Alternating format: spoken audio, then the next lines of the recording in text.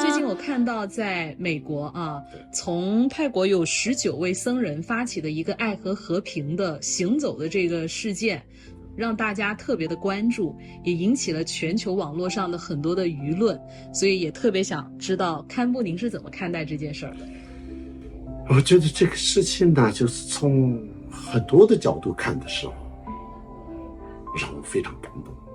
觉得非常有意义的一个事情。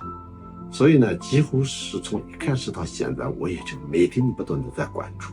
也不断的在我自己分享这个内容，是这样。所以他们为什么要用这种我们说是很简单的方式去完成这一次爱和和平的旅行呢？这个有意义吗？其实所谓的简单和不简单，有一些呢，我们人类的很多的问题、麻烦的制造者是复杂。我们把自己、把事情、把生活弄得太复杂了，所以就带来更多的灾难和麻烦。所以呢，其实从佛教的角度，从老子的哲学的角度，就是我们回归自然，那非常重要的一个理念呐。但只有这样简单的这种行走，是能达到爱和和平吗？非常好，这个我就讲，因为回归自然的前提是什么呢？是什么呢？我们现在已经远离了自然，所以就变得很复杂的时候，我们就是更需要这个回归自然。那他们的步行，他们的呼吸，专注呼吸，政治正念，这个听起来就是很普通。有些人觉得宗教很要有仪式感，宗教要有很多理论和哲学的体系才有的。但是他们虽然是一个佛教神明，他们是一个宗教人物，可是他们的表达的方式就是全人类所有人都可以能够共享，可以能够参与的一个方式。这个呢，我要所说的这个简单，所以就是我们回到简单呢，也许对人类来讲的话呢，可能是重新点燃了另一个可能。可能我们会觉得一个行走的方式啊，像现在交通已经很发达了，甚至我们觉得平时从自己的家里面走去上班的这一段路，我都会觉得特别浪费时间。更多人是去追求那种更高效的、更有效率、更便利的生活。这可能他们倡起的这个活动，包括他在做的这种行动，会不会跟现代人有所冲突呢？没有，当然是有冲突的，但是不是为了冲突而冲突，只是这个冲突呢，其实是现代生活和现代文明的一个瑕疵，或者一个矛盾，或者一个副作用吧。虽然你当然我相信现代文明、现代社会有很多正面的价值在，但是呢，因为我们节奏非常快，我们有各种各样的选词，各种各样的一些想法，然后就是慢慢淡忘了自己本来那个自然的那个状态，越淡忘了，带来更多的痛苦和焦虑了，更就是一直分化了很多的政客、企业家，所有人每一个都有自己的一个目的。因为这样的一个目的，所以呢，他们就是各种的玩弄，让我们就变得更加的一些不知所措。在行走的队伍当中，会有很多的一些民众自发性的去对他们做一些跟随，或者说我们讲的顶礼，包括一些小孩，他们会给他写卡片呀，或者说准备一些糖果给他们，他们也会去接受。就这种接受我们对他的祝福的方式，是一个爱的体现吗？当然是爱的体现，尤其是我觉得这个里面其实有很多复杂的因素，知道吗？我现在要具体来讲的话呢，美国的宗教的分化蛮严重的，这种不同派系的，说什么党派的，那就更严重了。民主派什么党，再加上呢，就是那个身份的、种族的，那就是非常严重了。这种各种各样的身份认同的一些这种歧视啊、暴力啊，各种那个的话，大家都已经是非常非常痛苦的一个状态了。另一个方式出现在他们的眼前了。我所谓的另一个方式有两种，一个是不是他们经常看到的，就是那种一定要灌输一个我的价值观、我的一个想法的那种，我一个宗教的一个理念，你一定要信佛，不是那种方式出现的一个。虽然是一个宗教背景，但是他们的出现不是这种方式出现。第二个呢，他们没有分任何的党派或这种文化或者这种身份的一个背景来做区分，他们遇到时候就是一视同仁一样的态度对待。这个就是好像是那种雪中送炭那种概念，在美国现在的这个社会来讲什么呢，更期待的一个东西。就我们经常讲说，想打造自己影响力，更多的会用2种方式，要么是身教，就是他用行动去打造一些影响力啊；要么就是用言传，就是他可能会有很多不同的宣传的政治手段。那在身教和言传方面，您觉得在佛教徒来讲，是不是其实我们佛教徒更多的是用自己的这种行动去给大家做来一个标榜或者影响呢？我觉得呢，这次我不想谈我们佛教徒用什么样的方式去展现，因为呢，他们绝对不能跟整个的佛教完全，好像是他们做得很好，我们佛教都是就像他们一样，其实不是这样的，因为佛教也是一个团队嘛，一个大的一个社会里面的一部分嘛，所以有各种各样的情况都有的。那其他也是这样，只是他们这次做的非常接近佛陀的最本来的这个行动和传法的方式，这个也是让我非常感动的一个地方。我看过很多佛经里面的佛陀当时从菩提迦耶到瓦拉纳西，在瓦拉纳西到另一个都是这样的一个方式步行的，一群人围绕着他一起去，遇到谁跟他需要什么，他就像释迦牟尼佛中午在自己的那个手上拿的那个钵里面，他有一个规定，你可以吃2/3，剩下一点点你必须先要看周边有没有人没有吃到午餐的乞丐或者突然来的人，你一定要一部分要留下来，要分给他们吃。然后佛陀呢，下午吃完了就坐在那边，就是他叫做行动禅，一步一步的，他也是就是说没有一定要今天晚上要到那一个地方才算是我的已经今天达到我的一个行动的目标，没有这样的。那这次的这些呢，也不像其他的一些有影响力的一个人一样的，当然有一些警察他们在保护他们，可是实际上呢，他们晚上住进去的地方就是很普通的一个地方。第二天呢，他一出来的时候，就是用他们自己的方式，就算旁边人多少，有一个有名人没有人，除了残疾人，除了这行动不便的那些人，他们特别照顾和打个招呼之外呢，只是他们是一视同仁的。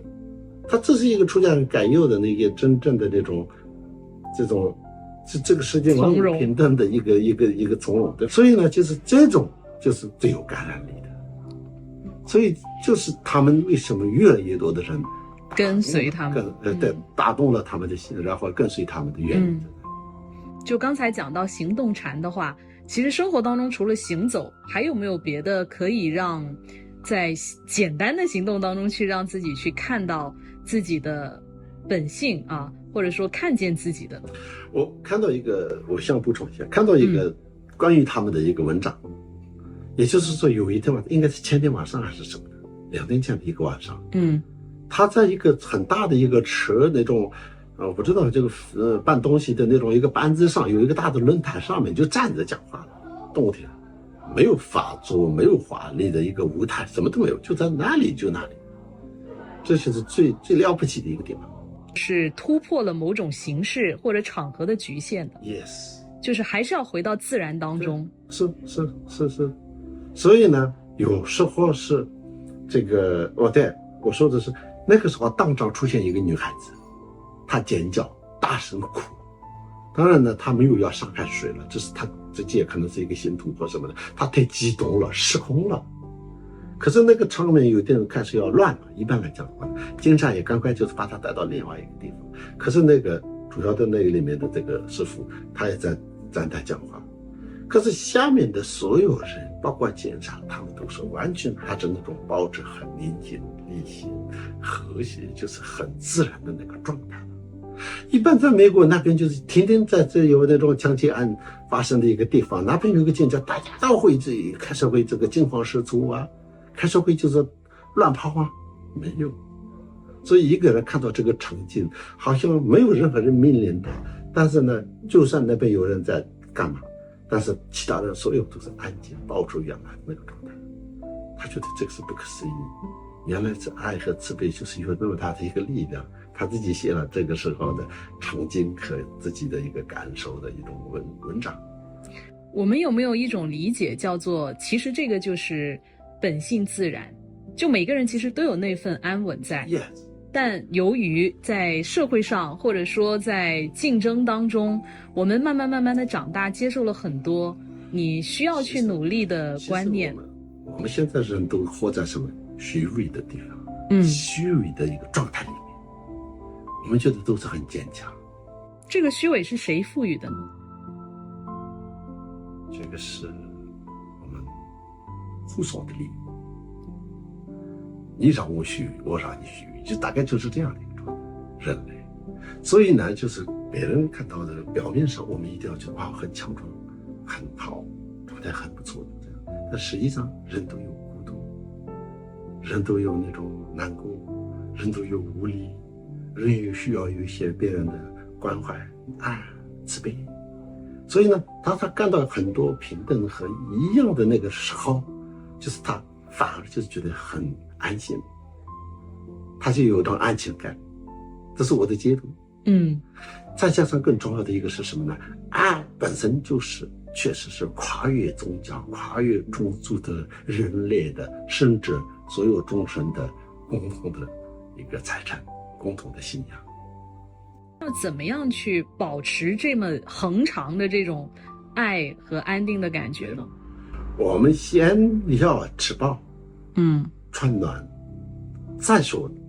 饱腹。对，一样的。你不要先说是怎么能够很长的保持这个爱，至少先要相信爱，感受爱，然后就是慢慢这个爱的状态的这个时间越能够拉得越长，你的幸福感越的具有这个幸福感的时间也会拉得越长。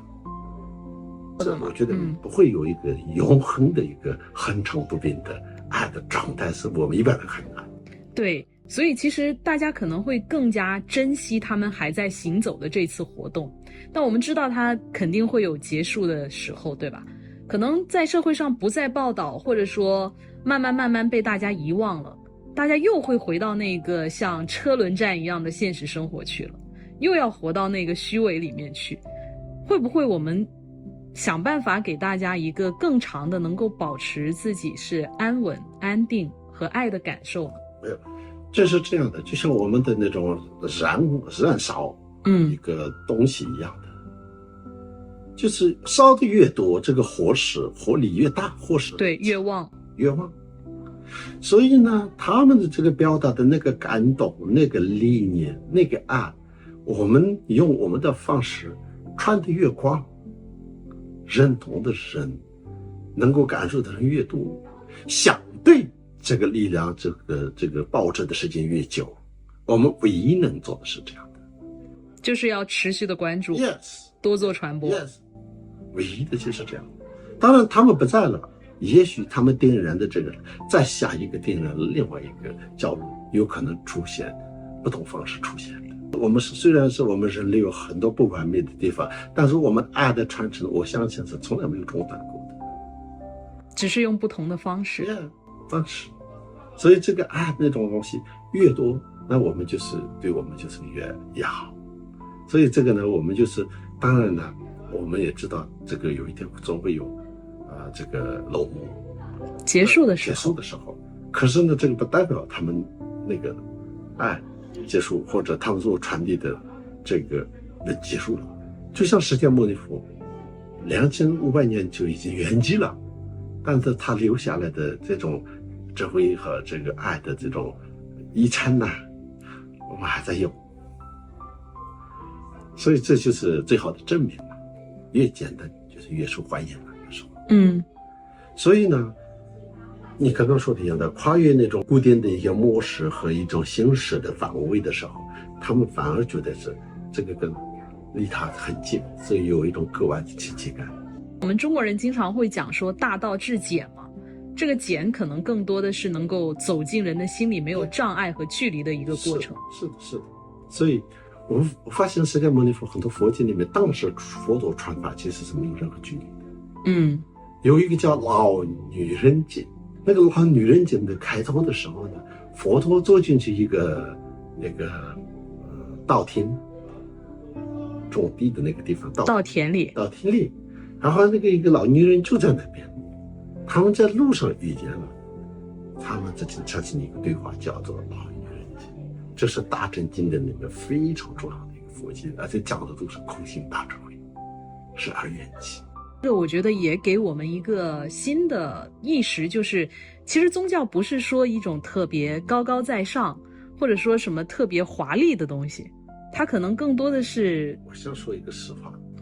除了对我们人类之外呢，对宗教人士，尤其是我们传播佛法的人来讲的话呢，也是一个很重要的一个提示。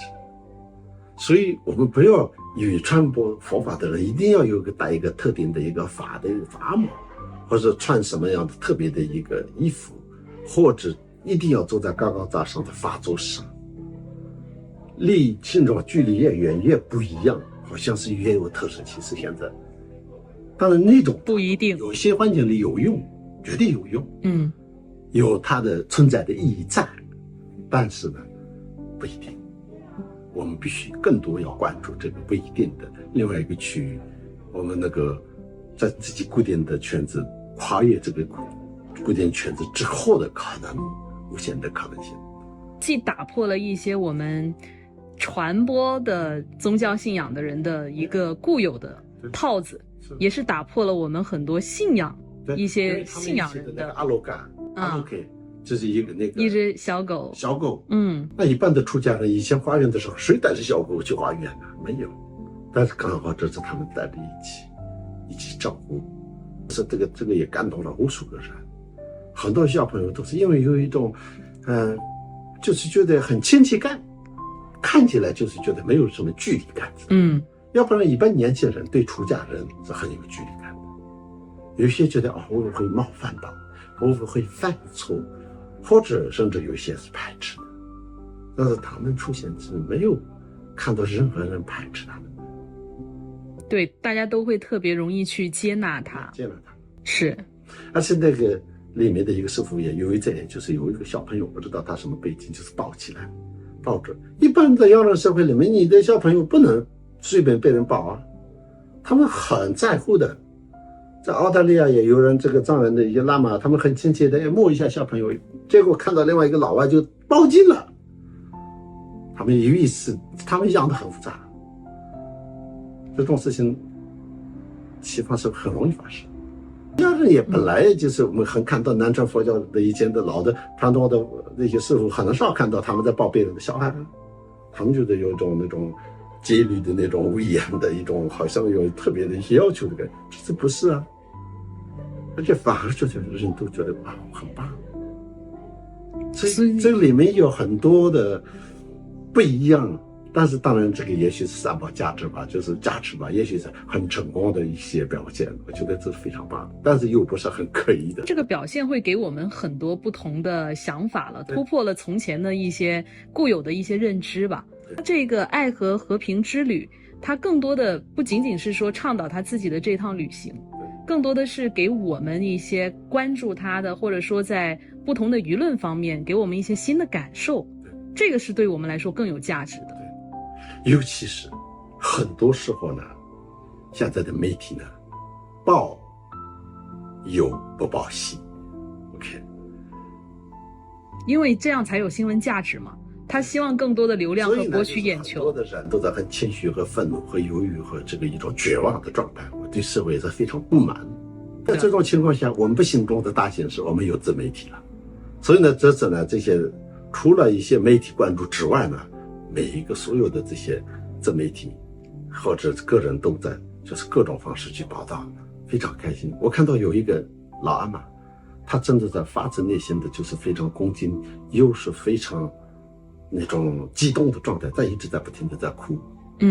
然后呢但是呢一边可能是有点请求价值，但是另一个呢，他静静的握持他的这个手机这个是父母。不再是他的手机是一个玩具或好玩或生活啊，拍照啊一下你的炫耀，不是这种。它是一种生活和记录的一个记录的方式。他觉得这个画面太美了，太令人感动了，所以就是在一边哭一边在记录他这个画面的。我觉得这个就是也是很好的一个很动人的瞬间，而且我们的这个自媒体啊，现在的本来的网际网络的一种很正面的那种应用方式，它就是一个记录平台，会鼓励大家更多去发表一些正能量的事情，对吗？ Yes， 在这个媒体的时代，自媒体的时代，造就很多正面的这种有意义的事情的，这个我们有这个力量的。所以对于每个人来说，不仅是一种接受爱和和平，更多的是其实从你自身去传播爱和和平。对，这可能是一个更有力量的事情。而且我们也许说是美国现在分化很严重，怎么样等等的很多冲突，三长两短特别多。可是某种程度来讲的话，也许这个是可能是政客或者一些有目的的人的一些手段。一般的老百姓，一般的人，你看还是很多单纯和发自内心的这种一个对于这个正能量的一个认同的这样的一些心态，没有这个黑人和白人和这个黄种人那种的一个区别，而且他们的所有的他们的背景都是亚洲人，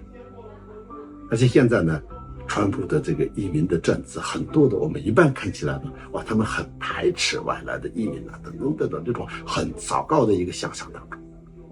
可是那两个是完全非常不一样的一个曲线，非常不一样的一个画面，出现在很多看似矛盾的或者糟糕的一个地方出现。所以其实都是包容的。所以呢，如果我们有信心的话呢，就是很多的正面的事情、正能量都是在这个世界是，我觉得愿意接受、愿意包容的。我是觉得很认同像堪布您说的，有时候我们就是太过于去迷信一些所谓的官方了，对，因为你这份迷信，所以就变成了有很多的遐想，而这种幻想就会导致了自己会更加的焦虑、恐慌。可能很多时候我们放下了那一些所谓的迷信，就能够走出去，真的是用自己的心去感受这个世界是怎么样的。对，还有我觉得现在你知道有一个用词叫做立场新闻，我也现在再加一个叫立场观众。立场观众，有立场新闻，有立场观众，那立场的媒体，然后再加上立场的大数据的那种提供，那我们就是一直看到就是一个他们想让我们看到的那个东西，所以我们越来越变成那个井底之蛙了。 Yes， 所以我们要怎么突破这个是很关键，怎么样才能从这个井口跳出来去看看天空呢？对，所以这个就是我们要就是真的，因为就是放下很多自以为的这种认同的唯一的那种，就是可以包容更多的其他的多元的可能，那就是会有帮助的。打开自己，去包容更多，然后走进更简单的生活。OK， 好，谢谢堪布。